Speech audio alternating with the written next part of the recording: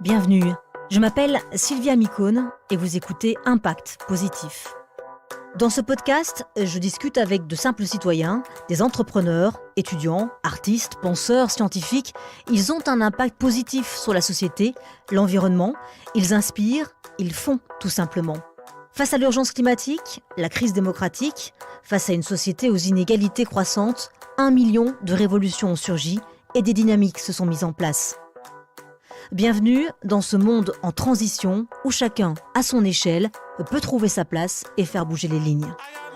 Ces femmes, ces hommes, je les rencontre depuis des années. Je veux savoir qui ils sont, pourquoi ont-ils lancé leur projet, comment ont-ils eu l'idée, quelles sont les solutions qu'ils proposent et pour quels impacts. J'ai besoin de toucher la terre, c'est simple. Je crois qu'à Paris, cet aspect tellurique nous manque. Le béton ne laisse pas passer les énergies. On vit finalement avec les seuls représentants de notre espèce, les humains, alors que dans la nature, tout n'est que complémentarité. On a besoin effectivement d'interaction avec le reste du vivant. J'entends par là les animaux, mais aussi bien sûr les plantes, la forêt, l'air moins vicié, l'air pur que l'on peut trouver dans des régions plus rurales est très important pour moi. Après 10 années de vie parisienne, ils ont décidé de retrouver la terre, de retrouver la nature et une vie plus simple en dehors de la frénésie de la ville. Fanny Agostini et Henri Landès ont mis le cap vers une ferme en Haute-Loire. Elle est journaliste, à la tête de Thalassa, ancienne présentatrice météo. Lui est notamment auteur, enseignant, militant associatif. Ensemble, ils se lancent pour agir en accord avec ce qu'ils prônent. Désormais, ils seront entourés de 3 hectares de terrain et de forêt, avec des potagers en permaculture, de l'agroforesterie, sans oublier un petit élevage. Surtout, ils ont créé une ONG qui a l'ambition d'agir sur 3 axes, l'éducation aux jeunes, l'emploi et le changement de comportement.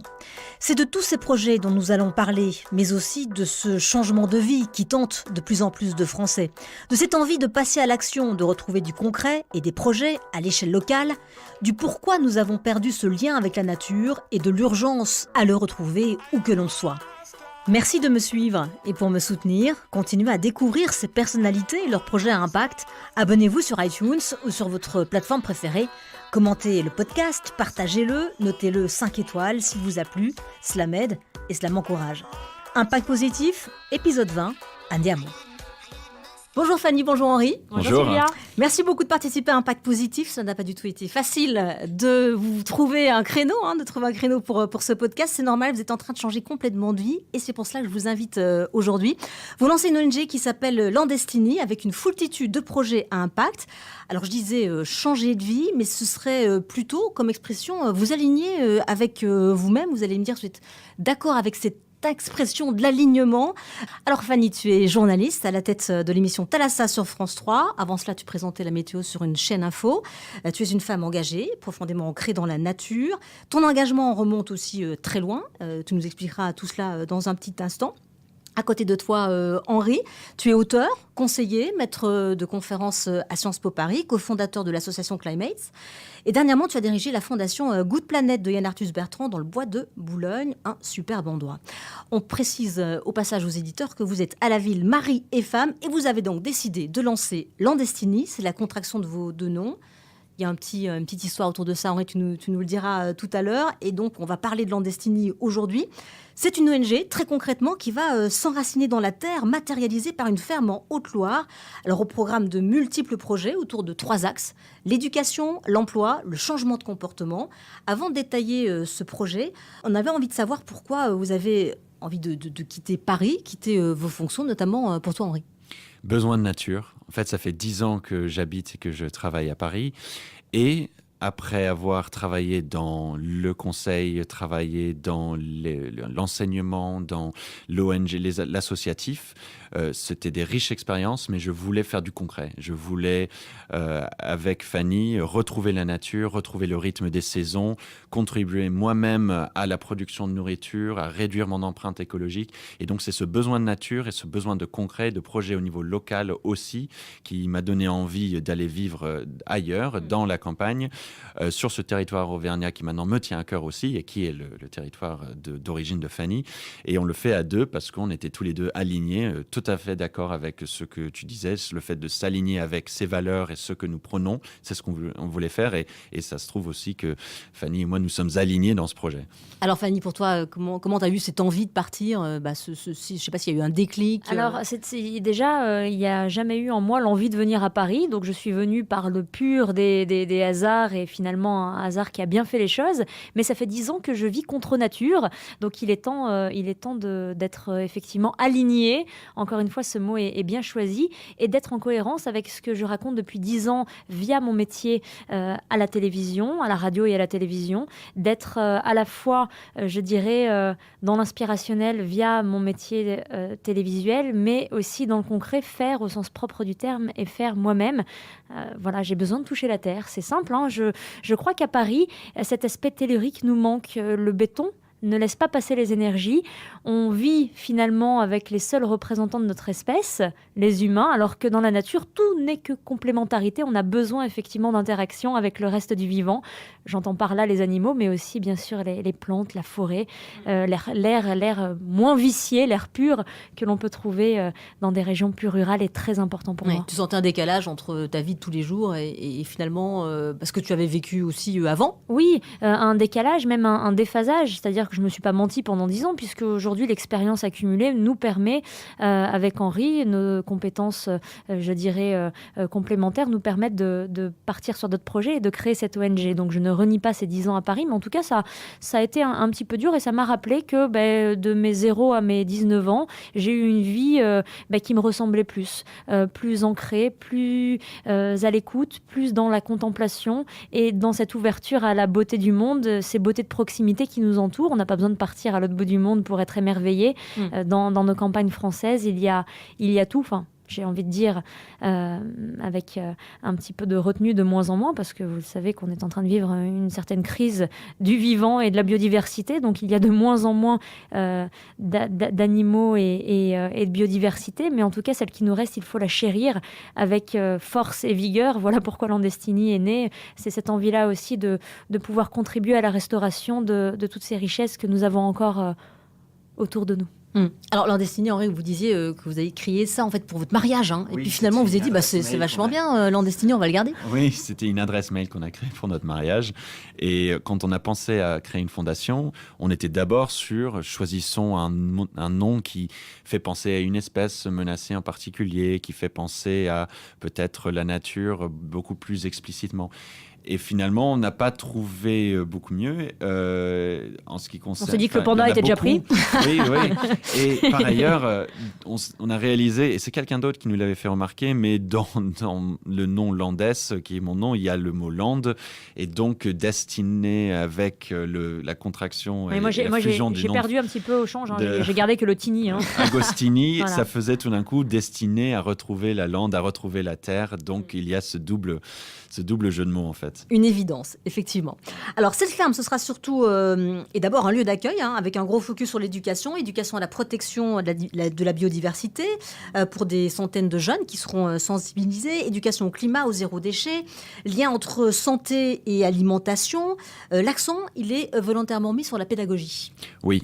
La pédagogie et l'éducation, c'est le premier axe de Landestini. On estime qu'il faut absolument d'abord retrouver des nouvelles connaissances en faisant du concret, en mettant les mains dans la terre et aussi en lisant, en écoutant, en observant. Et le projet de ferme pédagogique est vraiment centré là-dessus. On veut faire découvrir à des groupes scolaires, à des entreprises, à des groupes d'adultes, la biodiversité, la permaculture, que nous sommes nous-mêmes en train d'apprendre d'ailleurs lors de cette transition, que les bons produits de saison, naturels, bio, local, etc. Et avec cela, on a aussi un projet en parallèle qui travaille avec les écoles. C'est un projet qui s'appelle Champion de l'alimentation durable. Et c'est un projet où on va travailler sur l'éducation et le changement de comportement alimentaire des jeunes. Et donc, on estime qu'avec ce premier axe, que nous faisons la première partie d'une sorte de méthodologie de retrouver la nature et la terre à travers justement l'éducation et beaucoup sur l'alimentation. Fanny, tout à l'heure, tu me disais, quand on se balade en forêt, on se sent mieux. Il faudrait qu'on se balade plus en forêt. Voilà, il y a plein de choses finalement qu'on connaît pas, qu'on ne sait pas, et d'où l'importance de se reconnecter à la nature. Pour être plus poreux à la vie, avec un grand V, tu prends pour exemple les arbres qui relâchent des phytoncides, des molécules qui nous permettent effectivement de réduire les hormones de stress et même le rythme cardiaque. Donc on irait peut-être moins en consultation si on se baladait plus en forêt. C'est tout bête, mais la nature dont nous faisons partie nous apporte les choses essentielles, peut-être la base avant de s'occuper du reste. Il faut peut-être s'occuper de son corps, de son bien-être et de cet aspect-là qui est purement intrinsèque à notre humanité. Je vous disais tout à l'heure, on ne peut pas vivre avec les seuls représentants de son espèce. On a besoin de tous les êtres vivants pour s'inscrire dans cette chaîne du vivant, puisqu'on on devrait l'apprendre à l'école primaire, la chaîne alimentaire. Nous sommes complètement, dans cette chaîne-là, nous sommes un maillon. Et d'ailleurs, il y a une phrase que j'aime beaucoup que la chef de file du mouvement des jeunes pour le climat a prononcée dernièrement, la petite Yuna belge, qui a dit nous ne défendons pas la nature, nous sommes la nature qui se défend. Évidemment que nous sommes nature. La nature, c'est véritablement l'humain avant tout. Donc on ne défend pas la nature. On ne prône pas un retour à la terre parce que, effectivement, c'est tendance. Non, on en a réellement besoin. Typiquement au XXIe siècle, où on vit une véritable crise de la biodiversité et où on est en train, effectivement, d'aller vers une érosion dramatique qui rétroagira sur nous. Évidemment, la Terre n'est pas simplement une pourvoyeuse, elle est aussi le réceptacle de nos actions qui rétroagissent sur nous. Donc il faut bien l'avoir en mémoire.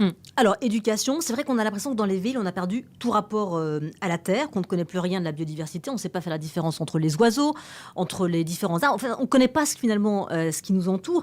Comment on explique ça? Comment on explique qu'on a perdu tout ça? Je crois qu'il y a eu un gap générationnel, un moment où effectivement il y a eu plus une tendance à aller vers la ville, cet exode urbain que l'on connaît tous, historique. Rural, oui. Mais en fait, j'aimerais bien effectivement qu'il y ait un exode urbain pour rééquilibrer le peuplement sur le territoire. Et c'est ce qu'il faudrait d'ailleurs, puisque ce mouvement vers les villes a fait qu'à un moment donné, on a oublié que tous, autant que nous sommes, nous avons des racines paysannes. Vous, Sylvia, Henri, dans un passé plus lointain, parce que toi, tu es américain. mais effectivement, oui, il y a quelques paysans d'origine. Mais on a tous des aïeux qui nous ont précédés et qui ont travaillé la terre avant nous. On a ça dans nos gènes. Et je crois que d'avoir migrer vers les villes nous a un petit peu inscrits dans une certaine virtualité. Aujourd'hui, quand je vois des gamins dans les parcs chercher des Pokémon, jouer à Pokémon Go et cherchent des trucs virtuels qui n'existent pas et ne savent pas distinguer une feuille de bouleau d'une feuille d'érable ou de chêne ou d'un moineau, d'un bouvreuil, d'un serin ou d'une mésange charbonnière, ça fait flipper. Franchement, ça fait flipper. Je me dis, waouh. Et effectivement, l'éducation, c'est la clé pour se reconnecter avec la terre. C'est ce sur quoi Landestiny va travailler. L'éducation, et notamment via ce qu'on a dans l'assiette, puisque là, effectivement, la nature est tous les jours dans notre assiette. Et se pencher sur ce que l'on mange tous les jours, c'est aussi être en lien direct avec la terre. Alors la terre, justement, c'est vous qui allez la travailler, cette terre. Alors, vous n'avez pas remarqué, il y a certaines... de la terre? Non, je n'avais pas remarqué, pas encore en tout cas. Mais du coup, il y a plein de gens qui se mettent des barrières, qui se disent non, mais moi je sais même pas m'occuper d'une plante, je pourrais jamais avoir un potager. Est-ce que c'est vrai, ça? Ce sont des idées reçues. Comment vous d'ailleurs vous situez par rapport à ça? Je suis l'exemple parfait de ne pas savoir grand-chose sur travailler la terre au début et apprendre. Je suis en train d'apprendre à faire les semis, à distinguer les différentes graines, à apprendre sur les graines anciennes aussi, la diversité qui est fabuleuse, que nous avons malheureusement un peu détruite, cette diversité des semences, cette diversité des graines, des plantes, il faut la réapprendre. Et je suis moi-même en train on fait des semis d'ailleurs dans notre appartement à Paris pendant cette période de transition. On commence à travailler la terre sur la ferme parce qu'on s'installe progressivement là pendant le mois d'avril et début mai. Et la réalité, c'est que tout le monde peut réapprendre ça. C'est pas compliqué. Il faut juste apporter de l'énergie, de la passion à ça, une volonté. Et la réalité, c'est que on n'est pas né avec la main verte ou pas. Il y a certaines personnes ont plus d'aptitude, c'est sûr. Quand ils grandissent et baignent là-dedans aussi quand ils sont petits, c'est un énorme avantage. Mais tout le monde, citadin, peut apprendre ça. Je suis né à New York, j'ai grandi à San Francisco. Je vais me retrouver en Auvergne, en Haute-Loire, avec 300 habitants, et ça me fait pas du tout peur. Je suis au contraire extrêmement motivé. C'est quelque chose que je dis aussi à tous les camarades citadins qui écoutent.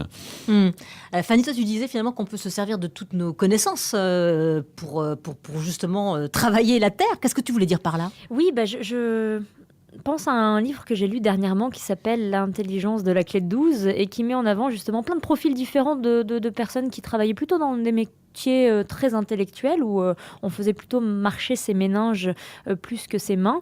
Et au final, ces gens-là, ce sont des portraits, ont fait leur transition vers des métiers davantage manuels en se servant de leur background et de tout ce qu'ils avaient accumulé en termes de compétences intellectuelles auparavant. Ils le disent tous unanimement, les mains sont l'extension du cerveau et ils se servent effectivement de tout ce qu'ils ont appris précédemment pour des métiers un peu plus manuels qui nécessitent l'usage effectivement des mains et une certaine agilité qui s'acquiert, qui n'est pas innée. Donc les Grecs l'ont très bien décrit dans la Grèce antique. Un homme avec un grand H, homme et femme, était complet à partir du moment où il développait toutes les facettes de sa personnalité et ses compétences. L'art, le sport, bien sûr, on a tous en nous une partie artistique qui ne demande qu'à être développée. On pourrait tous être des musiciens si on le souhaitait. Et bien sûr, la contemplation. Les Grecs prônaient la contemplation et on a besoin effectivement de s'émerveiller et de ne plus passer finalement devant les choses essentielles de la vie. On va trop vite dans nos vies aujourd'hui, tout va vite, l'information, vous voyez, les réseaux sociaux, c'est l'instantanéité qui prime. Mais dans un TGV, la vitesse de défilement des paysages nuit à notre contemplation. Quand on va trop vite, on peut pas prendre le temps de voir et d'aimer et de savourer. Donc, il faut ralentir aussi un petit peu. Mais c'est pour ça qu'on va d'ailleurs s'installer en Haute-Loire, c'est qu'à un moment donné, c'est un petit peu le changement de rythme, le retour au rythme des saisons qui va nous calmer. Qui va vous rythmer. Henri, tu disais aussi que finalement, tous ces métiers manuels, ils avaient été complètement dévalorisés, à tort, évidemment. Absolument, parce que c'est extrêmement intellectuel de travailler la terre. C'est extrêmement intellectuel de travailler en tant que paysagiste. Quand on observe la nature, on voit les associations de plantes, la complémentarité entre différentes espèces, le fait que justement, si on met quelques fleurs ou certaines plantes à côté d'une autre, ça empêche les limaces ou les insectes de venir grignoter ou de s'installer. Le fait que les champignons et les arbres ont une interaction fabuleuse, il y a une entraide entre les différentes cultures et les espèces dans la nature. Ça, c'est très intellectuel. C'est une observation constante qu'il faut avoir. Si on veut faire les choses bien sur le plan de l'agriculture, sur l'alimentation, il y a une attention très particulière à apporter. Et effectivement, on a dévalorisé le métier du paysan, on a dévalorisé le fait qu'ils sont en contact direct avec la biodiversité, ce qui ne veut pas dire qu'il y a des pratiques agricoles pour une grande partie qui doivent évoluer, mais il faut les accompagner. Et il ne faut certainement pas dévaloriser ces métiers en disant que c'est quelque chose de beauf, de quelque chose de complètement déconnecté avec le cerveau. Ce n'est pas vrai. Après, il y a d'autres métiers aussi. J'ai mentionné paysagiste, mais des métiers dans la valorisation des déchets, le réemploi de matériaux, le biomimétisme aussi, qui consiste à observer la nature pour ensuite essayer de faire la même chose dans des activités humaines. Parce que la nature fait plein de choses, comme on disait, qui est très innovante. Et bien ça ouvre un champ des possibles énorme. Et là, il y a tous des nouveaux métiers, des emplois à créer, à renforcer, à revaloriser. On devrait imaginer que les paysagistes ou les paysans soient aussi primés de la même manière que des chefs. Aujourd'hui, les chefs étoilés et les chefs, on les met sur un piédestal et c'est une très bonne chose, mais ces métiers-là, il y en a plein qui sont en contact direct avec la nature, et c'est là où on doit mettre les indicateurs de réussite. Alors, tu parlais justement de tous ces métiers. Avec cette ferme, vous avez aussi envie, avec ce projet, vous avez aussi envie de créer des opportunités économiques pour des entrepreneurs, créer de l'emploi dans la diversité, dans l'alimentation. Il y a là un gisement finalement d'emploi qui est trop peu exploité, Henri. Oui, et ce que nous allons faire, c'est le troisième axe de Landestini. Après l'éducation, après le changement de comportement, il y a les activités professionnelles et les emplois qui doivent suivre. Si on va vivre à la campagne ou si je fais un métier, si on va vivre à la campagne parce qu'on n'est pas content en ville, mais on ne peut pas faire quelque chose de professionnel et de rémunérateur, ça ne va pas marcher. Si par ailleurs on est dans un métier qui n'a pas de sens et on consacre toute notre journée à ça et on a envie justement d'avoir plus de sens dans notre activité professionnelle, c'est primordial. On ne va pas changer la société si on ne peut pas aussi changer notre activité professionnelle. Donc, on va créer des lieux qui vont être des incubateurs d'ailleurs, pour des entrepreneurs qui vont venir et dire « Moi, je veux bien contribuer à la préservation de l'environnement sur ce territoire. Comment est-ce que je fais ?» On va créer un écosystème de mentors et on va leur dire « Voilà, préserver la biodiversité locale, c'est votre mission. » On va créer des lieux qui vont incuber et d'autres lieux juste de coworking pour justement avoir cet échange de bonnes pratiques dans l'entrepreneuriat entre différentes personnes. Avec Fanny aussi, peut-être une mission de conseil aussi auprès des collectivités. Oui, c'est sûr qu'on va travailler avec les collectivités territoriales, avec le soutien des départements et des régions qui considèrent qu'effectivement... Clermont Métropole, tout à fait, qui considèrent que valoriser, mettre en valeur, soigner leur patrimoine naturel est la clé pour demain être, je dirais... dans la vérité, dans le bon sens de l'histoire et d'être compétitif aussi sur le plan économique. C'est-à-dire que les ressources naturelles qu'on n'a pas forcément considérées comme des richesses précédemment, aujourd'hui ont une très très grande valeur. Et si on prend des indicateurs un petit peu différents des indicateurs habituels, voire obsolètes tels que le PIB, et qu'on fait un classement des régions qui sont susceptibles de produire de la richesse et produisent de la richesse, et bien, au lieu d'avoir l'Île-de-France en tête de liste, eh bien, on a des régions comme l'Auvergne, comme la Bourgogne, comme la Bretagne, où la naturalité est forte, où il y a encore des ressources naturelles qui fournissent des services écosystémiques non valorisés, non quantifié, je dois dire. Et ça, c'est très précieux. Donc, ce patrimoine naturel, il faut absolument le sauvegarder, le réhabiliter. C'est pour ça qu'on croit très fermement avec Henri que les métiers de demain seront des métiers qui seront beaucoup plus symbiotiques avec la nature, qui permettront de créer de la richesse économique sans détruire, sans saccager. Puisque comment espérer produire encore de la croissance et du PIB demain, puisque ce sont des flux de matière? Si on bousille ce capital, on n'est plus capable demain de créer du PIB. Et c'est ce qui est en train de se passer. Donc, revoyons un petit peu nos indicateurs et comment on pourrait s'en sortir, je dirais, avec du travail pour tout le monde demain, dans un monde où on est toujours plus nombreux. Pour donner un exemple concret, on a fait un tout petit inventaire, parce qu'il y a plein de gens qui font plein de choses géniaux en ce qui concerne retrouver la terre dans leur métier.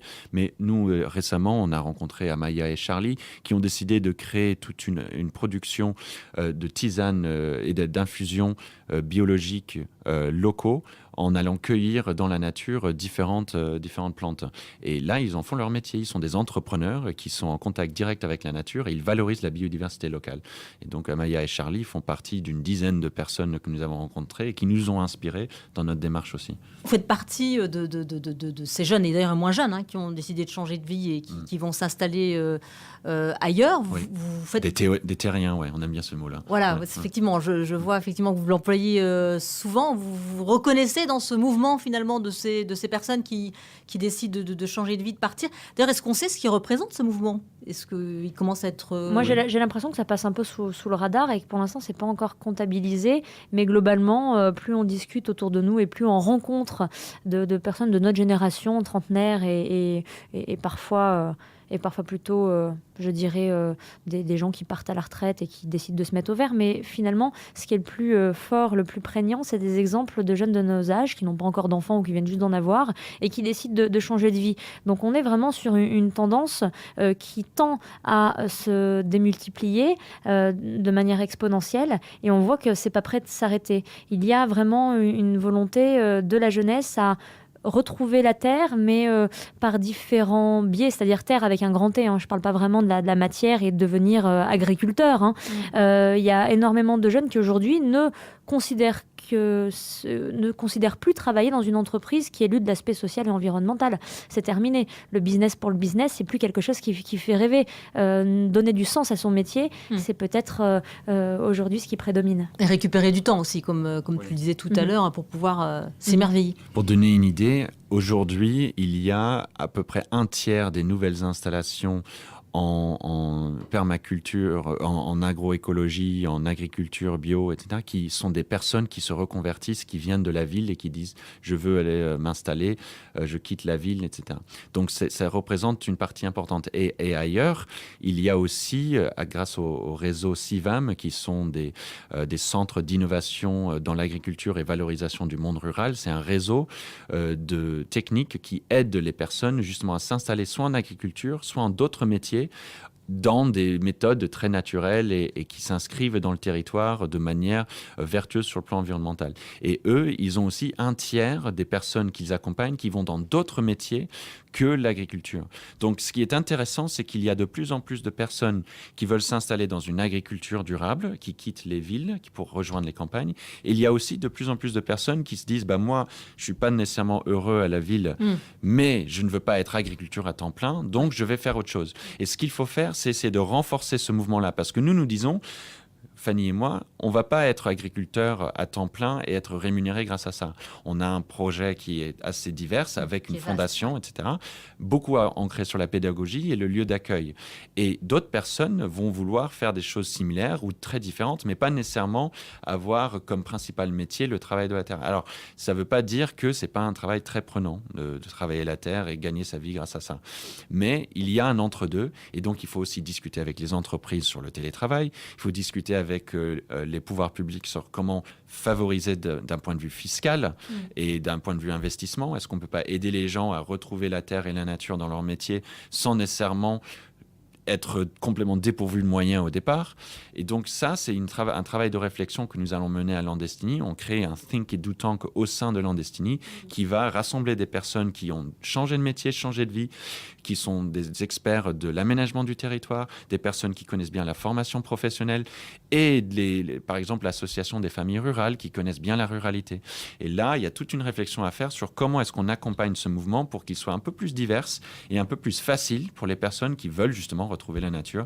Oui, voilà. Parce que dans votre cas, par exemple, c'est un village de 300 habitants, se posera quand même assez rapidement la question des écoles, par exemple, pour vos enfants. Vous y avez réfléchi comment ça va se passer? C'est vrai que non, mais après, où les emmener à l'école? Est-ce qu'il faudra de nouveau redéménager? C'est ça, en fait, aussi le problème aussi de certaines campagnes, c'est qu'elles sont dépeuplées. Pourquoi? Parce qu'il n'y a pas d'école, elles sont trop loin. Mais c'est un cercle vicieux, c'est-à-dire qu'effectivement, plus il y a de départ, moins ces services-là sont mis à disposition. Donc effectivement, on croit aussi que par un mouvement inverse, il y aura effectivement des classes qui vont réouvrir, des commerces qui vont réouvrir, l'artisanat qui va repartir à fond les ballons.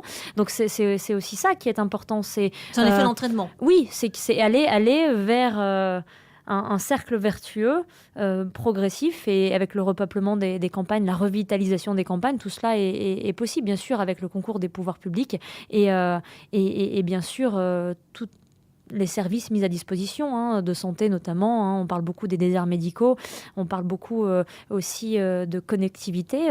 Sachez que, par exemple, l'année prochaine, on expérimente la 5G en Auvergne. Donc, effectivement, aujourd'hui, partir de la ville pour aller vers la campagne, ou en tout cas des villes de moyenne envergure, ce n'est plus s'isoler.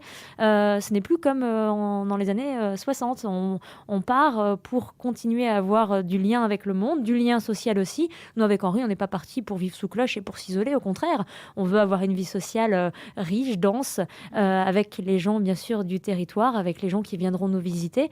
L'idée n'est pas de se reclure. Ouais. Oui, mais enfin, c'est ce que dit quand même aussi la crise des Gilets jaunes qu'on traverse. C'est-à-dire, effectivement, les écoles qui ferment, les hôpitaux aussi qui ferment, et l'impossibilité, finalement, de vivre loin des villes. C'est pour ça qu'il faut travailler contre ça. L'existence en ville, petit salaire, espace exigu, air vicié, difficulté de s'approvisionner en produits locaux et de saison. Les villes aujourd'hui sont des villes ventres qui avalent la matière et qui recrachent du déchet. Ce n'est pas tenable qu'il y ait une telle concentration. 70% des émissions de gaz à effet de serre sont en ville. Je crois qu'il faut réinverser la vapeur, encore une fois expression obsolète si je puis dire, et aller vers un autre modèle de société avec une répartition plus équitable de la population sur notre territoire, avec des endroits absolument merveilleux, riches dans tous les sens du terme, et on a tout à y gagner en termes de bonheur, de bien-être pour vivre, évidemment. Et nous, en tout cas, c'est notre démarche, parce qu'on parle beaucoup de la fondation Landestini, et c'est l'objet de cette interview, Sylvia, mais derrière ça, il y a une volonté aussi, Henri et moi, de vraiment être dans des conditions de bien-être, vraiment être plus heureux. C'est peut-être d'ailleurs le premier point qui nous a fait déménager. Oui, c'est ce que je disais dans l'introduction, hein, c'est l'alignement C'est ça. en fait avec Exactement. vous-même. C'est le point de départ. Alors, une petite question quand même, comment vous allez financer tout ça, en fait, tous ces projets, parce qu'on voit que c'est assez vaste avec la jeunesse, avec l'emploi, cette envie effectivement aussi de changer les comportements. Comment vous avez fait pour financer tout ça? Enfin, pour le Landestini faire. est un fonds de dotation, ce qui veut dire que les fonds privés, que ce soit en dons, en donations, en legs, sont plus que bienvenus. Et donc, nous avons fait une petite levée de fonds auprès du grand public pour créer le fonds de dotation, auprès des personnes que nous connaissons qui souhaitent s'investir, auprès de quelques entreprises. On n'a que des PME pour l'instant qui nous soutiennent et ça nous va très bien parce que les PME ont un dynamisme, création d'emplois, veulent changer. Ça ne veut pas dire que les multinationales ne le veulent pas, certaines, mais on est vraiment ravis de ces premiers soutiens des entreprises auvergnates, des fondations qui sont ancrées sur le territoire. Et donc, c'est comme ça qu'on finance les projets pour l'instant et leur lancement. Nous avons eu aussi de très, très bons contacts avec les collectivités en Auvergne, aussi les collectivités en Corse, qui est une deuxième priorité géographique. Donc là, en créant une association aussi ad hoc pour différents projets, nous allons pouvoir bénéficier de leur soutien et on travaille avec eux. Et puis j'imagine que l'idée c'est d'avoir aussi un business model pour pouvoir continuer à développer tout ça plus tard. On essaye de tabler aussi sur des partenariats pluriannuels. L'idée, c'est effectivement, quand une entreprise, une PME nous suit, c'est pas pour one shot. Et d'ailleurs, tous ces projets, et notamment avec les écoles, comme le disait Henri, c'est pas du one shot. C'est pas, voilà, vous travaillez sur un an, vous venez faire un summer camp et après, c'est terminé. Voilà pourquoi Henri parlait de programmes de mentoring avec des étudiants plus âgés, en binôme avec les plus petites classes. Voilà. Et en ce qui concerne le financement, l'idée, c'est effectivement de développer une relation de confiance avec les entreprises et les mécènes qui nous suivent. Voilà, qu'on ne soit pas à chaque fin d'année à essayer de relancer un peu tout le monde pour obtenir des fonds. Oui, un point complémentaire, c'est les chefs forcément sur le projet, par exemple, alimentation durable, nous ont beaucoup aidés à lancer les projets. Nous pensons à Jacques Marcon qui est dans la Haute-Loire, à Serge Vieira qui est dans le Cantal, à Raoul Dehaye en Île-de-France. Et nous avons aussi, comme tu le disais bien, un business model, un modèle économique qui est basé sur l'accueil de groupes sur la ferme Landestini et de conseils d'accompagnement auprès d'entreprises et de collectivités. Voilà, effectivement. Donc, tout côté ferme pédagogique avec le côté accueil. Et puis aussi, on pourra venir vous dire bonjour. Oui, absolument, oui, bien oui, sûr. absolument. Voilà, chambre d'hôte également. Chambre d'hôte et lieu d'accueil. Absolument. Oui, absolument. Alors, Fanny, vous avez l'habitude d'embarquer. On disait que c'était une ONG, mais c'est aussi un mouvement, finalement, Landestini. Depuis plusieurs années, vous réunissez des journalistes pour des week-ends de sensibilisation au changement climatique. Ce sont des bootcamps chez vous, en Auvergne, que vous voulez aussi sur un mode assez ludique. Vous allez d'ailleurs lancer la 4e promotion, c'est bien ça? C'est ça, c'est la 4e année, en juin prochain, le Climate Bootcamp qui se déroule à la Bourboule, dans ma ville d'origine, pour des aspects, je dirais, de facilité, puisqu'il y a toutes les infrastructures merveilleuses à la Bourboule pour accueillir du monde, parce que la nature est aussi fascinante, et aussi parce que pour travailler avec des journalistes qui œuvrent dans des médias nationaux, les faire venir à la Bourboule pendant 3 jours, eh bien, quelque part, ça permet de nous laisser le temps de travailler, d'être avec des experts de renom sur les sujets énergie, biodiversité, climat, etc. Et donc, on peut se concentrer pendant 3 jours en dehors du boulevard périphérique. Donc, ça nous met dans une situation de travail qualitative, je dirais. Et rencontrer aussi des gens qui vivent sur place, qui travaillent sur place. Et bien sûr, et de pouvoir effectivement utiliser les ressources locales, des experts du territoire qui vont nous parler effectivement des solutions, des problématiques et des solutions locales. Pour aller effectivement comprendre une problématique qui, elle, est bel et bien mondiale et globale. L'idée étant d'inviter des journalistes qui occupent soit un poste de présentation, donc qui sont, je dirais, en tête d'affiche, qui ont pignon sur rue, et des journalistes qui, eux, ont un pouvoir décisionnel dans leur rédaction. On invite beaucoup de rédacteurs en chef, des éditorialistes, des patrons de chaîne aussi, quelques grands chefs d'entreprise, c'est la nouveauté cette année, et puis également des youtubeurs, les nouveaux médias comme Combini, comme Brut, puis qui font partie maintenant de l'écosystème et qui influencent aussi très fortement. L'idée est que au sortir de ce camp, de ce Climate Bootcamp, les journalistes comprennent que la problématique est absolument transverse, qu'on parle de politique, d'économie, de sécurité, de migration, effectivement, de mouvement de population. Et que c'est vraiment l'enjeu de ce siècle, le climat et la perte du vivant. Cette année, nous mettons l'accent sur la biodiversité, puisque sur le calendrier international, il y a de grands événements qui vont jalonner l'année et dont les journalistes vont se saisir, puisque cela fera partie de l'actualité. La biodiversité va être à l'honneur. En tout cas, il va falloir en parler. Et pour cela, avoir des connaissances de base en tant que journaliste, c'est très très important. D'ailleurs, je milite pour que l'obtention de la carte de presse passe par un minimum de connaissances validées sur les sujets environnementaux et climat. Ça serait une bonne nouvelle si on pouvait mettre en œuvre ça. En tout cas, Fanny, toi-même, tu es journaliste dans une rédaction, tu en as connu une autre avant. Est-ce que c'est toujours aussi difficile de sensibiliser sur ces sujets, de proposer des sujets liés au changement climatique, ou alors de faire tous ces liens dont tu parlais de parler des solutions qui existent dans les territoires, et c'est vrai qu'elles sont extrêmement nombreuses. Vous qui avez finalement réussi à réunir une belle palette de journalistes ces 5 dernières années, est-ce que vous sentez qu'il y a encore du boulot? Comment vous les voyez, ces journalistes, ces responsables de médias que vous formez le temps d'un week-end? Il y a encore beaucoup de boulot, puisque effectivement, dès qu'il y a une actualité qui prend le pas, une actualité brûlante, voilà, que ce soit sur le plan politique ou autre, eh bien, on oublie tout à fait ces sujets qui sont tout à fait connexes et liés. Si on avait pour habitude de lire notre monde sous ce prisme-là, on ferait le lien effectivement. C'est-à-dire que voilà, nous, on pense avec Henri que l'écologie n'est pas un sujet. Pas du tout, c'est un prisme avec lequel lire, comprendre notre monde qui bouge et qui bouge très très vite.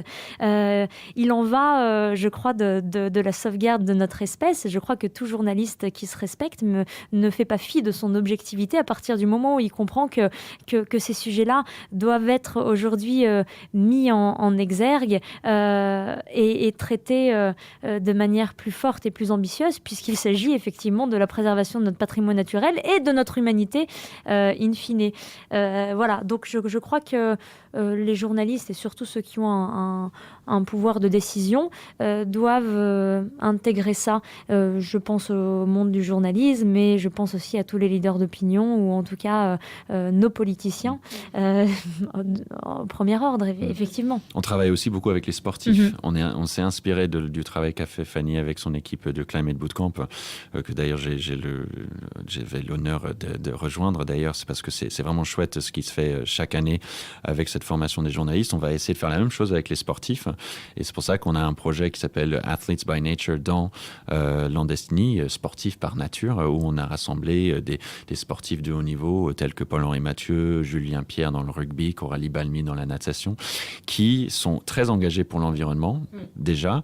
Et on s'est dit, faisons quelque chose ensemble où on s'entraide dans nos associations respectives et on s'engage sur des choses concrètes. On parraine des projets, on essaye d'apporter un soutien et d'embarquer justement l'opinion publique, notamment à travers leur influence sur la jeunesse. Donc, c'est encore une fois ce changement de compréhension des questions écologiques et des comportements en mobilisant différents publics qu'il faut absolument faire pour sortir de cette niche, sortir de ceux qui sont déjà convaincus, entre guillemets, même si il faut continuer à rester très soudés entre nous. Mais c'est absolument une question maintenant de sortir un petit peu de l'idée que c'est à la fois une discipline ou un sujet ou juste un monde à part. Oui, et je reviens sur ce qu'on disait par rapport au monde des médias. Moi, j'ai été heurtée tout au long de mon parcours en 10 ans, puisque ça a été mon fil directeur et mon fil conducteur de travailler sur ces sujets-là et de tenter d'utiliser le média comme un levier, comme une tribune pour aller dans le bon sens. Et il est vrai que c'est encore trop souvent considéré comme un sujet abscon, comme un sujet clivant, qui ne fournit pas d'audience, ou en tout cas qui ne trouve pas son public. Personne, voilà. Et alors que, évidemment, c'est faux. Tout dépend comment la forme est au service du fond. Tout dépend comment on met en image ou comment on met tout ça en valeur. Donc je crois... et d'ailleurs, c'est en train de changer. Je ne sais pas si vous, Sylvia, vous sentez que ça change. Je crois effectivement qu'il y a de plus en plus d'appétence. Je crois que France Télévisions va faire une rentrée tonitruante sur les sujets liés à l'environnement. le considère que c'est un axe de développement prioritaire, je crois qu'il se passe des choses. Et l'effet multiplicateur et le levier qui peut appuyer sur aussi la pédale d'accélération, ce sont les médias. C'est un acteur fondamental qui peut soit effectivement donner un coup de boost et amener les gens vers un changement des comportements et aussi leur donner de l'espoir. C'est-à-dire que c'est bien beau les documentaires qui nous culpabilisent ou qui nous font comprendre que tout est foutu. D'accord. Mais l'aspect solution, il est important. Ce volet-là, il est super important à développer. Et je crois qu'on va aller vers ça dans les prochaines années. En tout cas, moi, il y a la Fondation Landestini, évidemment, mais je compte toujours mener à bien. Voilà, évidemment, dans les médias et évidemment, continuer à porter ta tribune, finalement. Exactement. Continuer à travailler dans l'audiovisuel avec cette fois-ci un affichage plus marqué sur les solutions et sur l'inspirationnel. C'est-à-dire qu'à un moment donné, la sensibilisation, c'est bon. Enfin, on sait le changement climatique, COP21, c'est bon. On sait qu'on est embarqué vers de grandes difficultés. OK, maintenant, passons à l'opérationnel, l'inspirationnel et allons-y. Maintenant, il faut vraiment mettre en œuvre et montrer par l'exemple que ça marche. C'est-à-dire qu'il y a tout un tas de pépites, effectivement, ne serait-ce que sur notre territoire français à mettre en avant et seuls les médias peuvent le faire. Alors, il n'y a pas très longtemps, j'ai vu sur les réseaux sociaux que tu t'étais ému de l'émotion autour de l'incendie de Notre-Dame, mais surtout pour dire que tu espérais finalement dans tes rêves les plus fous qu'il y ait aussi cette mobilisation pour sauver notre biodiversité. Notre-Dame Nature, par exemple. C'est assez dur, effectivement, de voir Notre-Dame flamber. Mais moi, ce que je trouve encore plus dur, c'est effectivement d'assister à un incendie qui ne fait pas de fumée et de ne pas tirer l'alarme, de ne pas tirer l'alarme à incendie. C'est-à-dire qu'on est sur des disparitions d'espèces quotidiennes. Je ne parle pas des espèces emblématiques dont on parle souvent, effectivement, comme le tigre du Bengale, le rhinocéros blanc d'Afrique, etc., etc. Je parle de cette biodiversité de proximité, les insectes, les oiseaux qui disparaissent tous les jours, des espèces endémiques, des espèces purement locales. Et quand une espèce disparaît, c'est pour toujours. Notre-Dame, on pourra la reconstruire. Ça va même faire augmenter le PIB. On va avoir plein de corps de métier qui vont venir, des charpentiers, des ébénistes. Ça va être peut-être même quelque chose d'assez récréatif pour le tourisme. Enfin, ce qui a flambé aussi pour toujours. Effectivement, mais la reconstruction est possible. Et j'entends par là, et tous les généticiens vous le diront, à partir du moment où une espèce disparaît, c'est finito.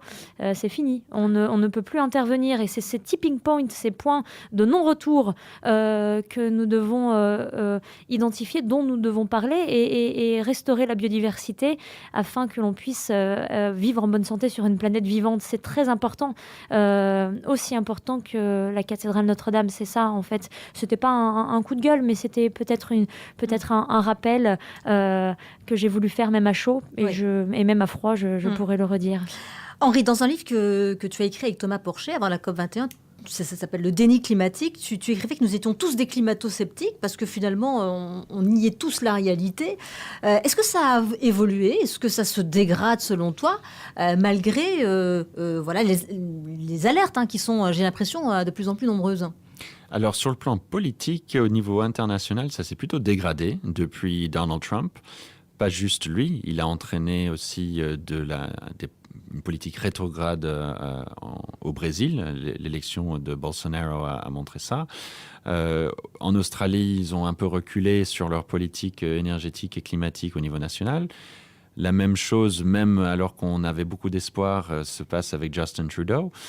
Et donc, il y a eu un vide, et il y a toujours un vide de leadership très fort en ce qui concerne la lutte contre le changement climatique au niveau politique, au niveau international. On a cru à un moment donné que c'était Emmanuel Macron qui allait le prendre, ce leadership?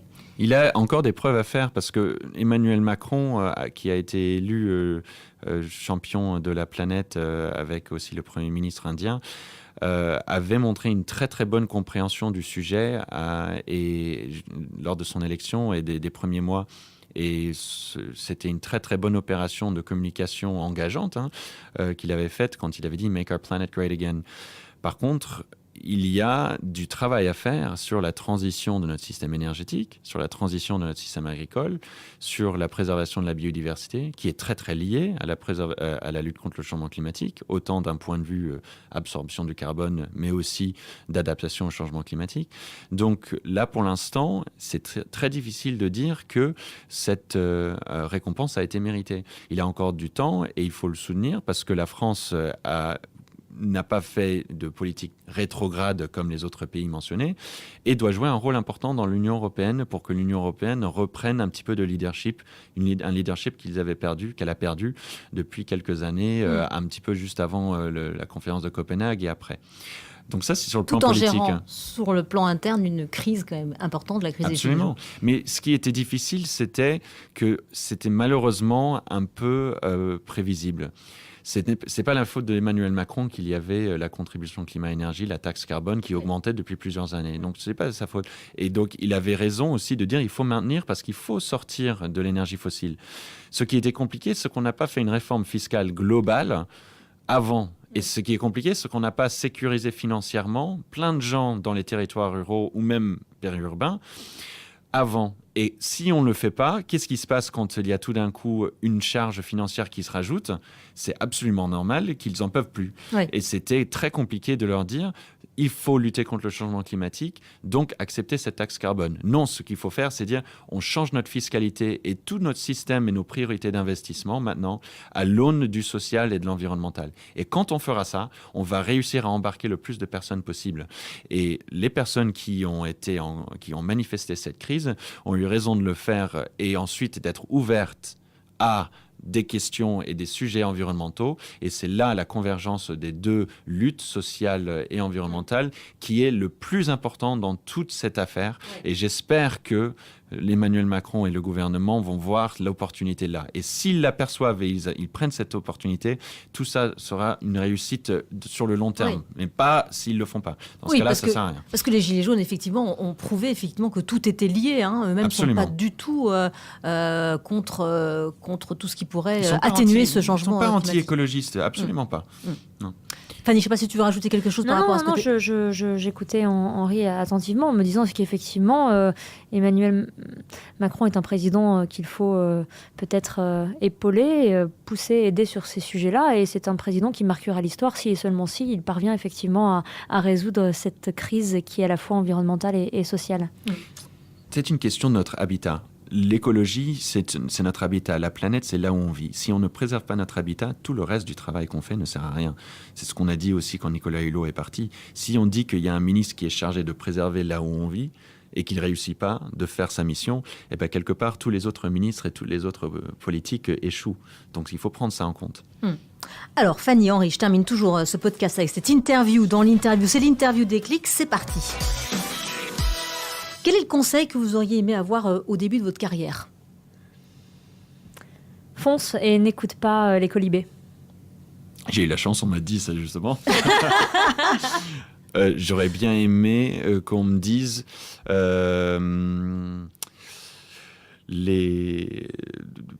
fais quelques choix de priorité et t'embarque pas sur tout. Ah oui, vous étiez gourmand. Mais je te le dis souvent, ça. Oui.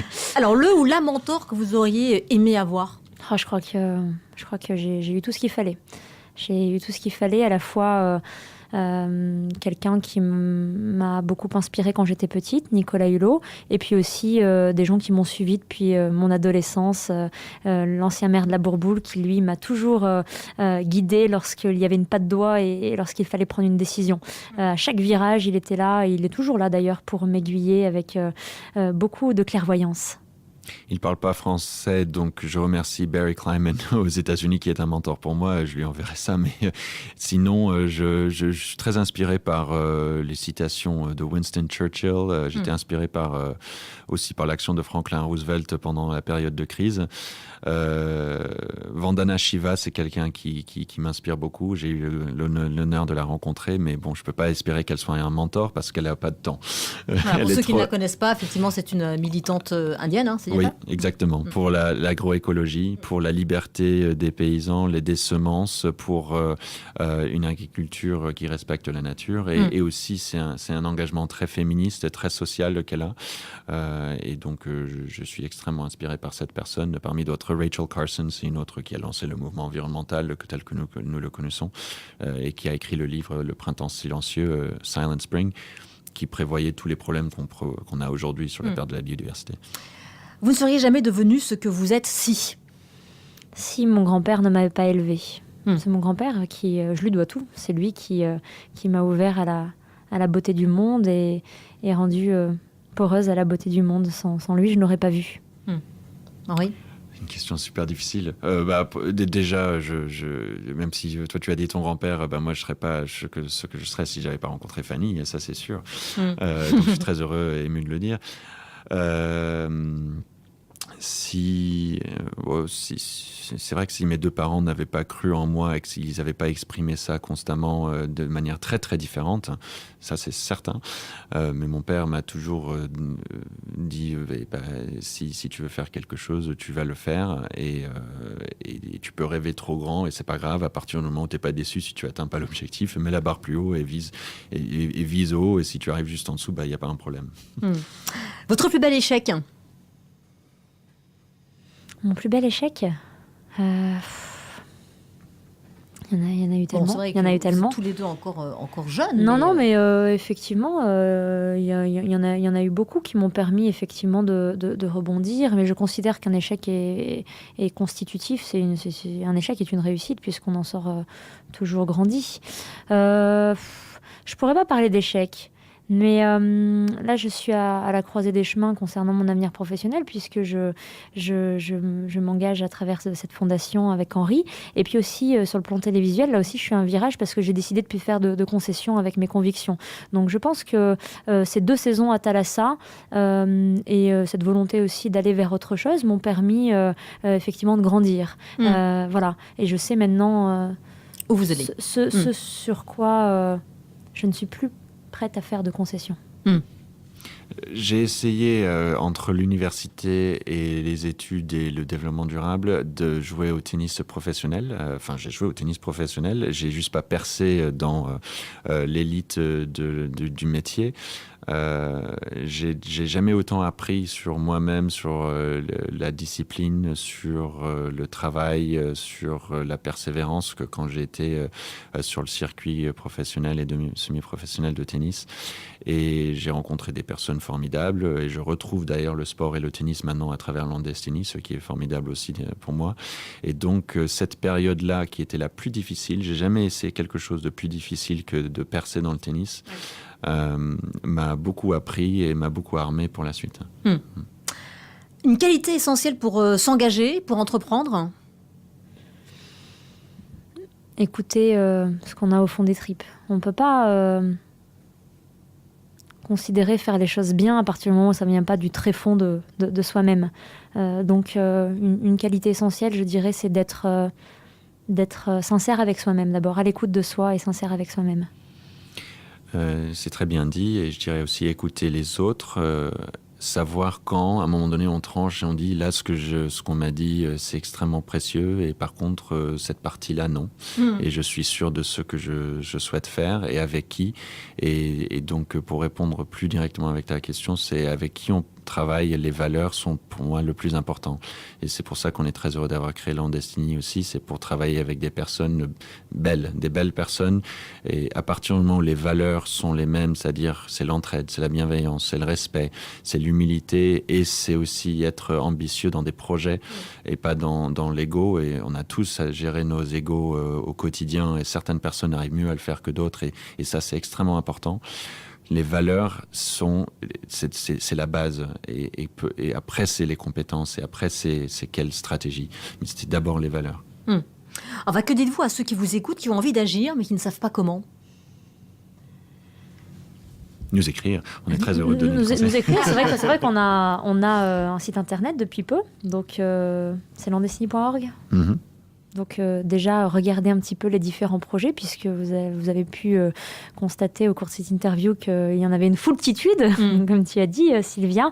Et puis, s'engager, ça veut dire aussi, et surtout, être aligné, faire sens.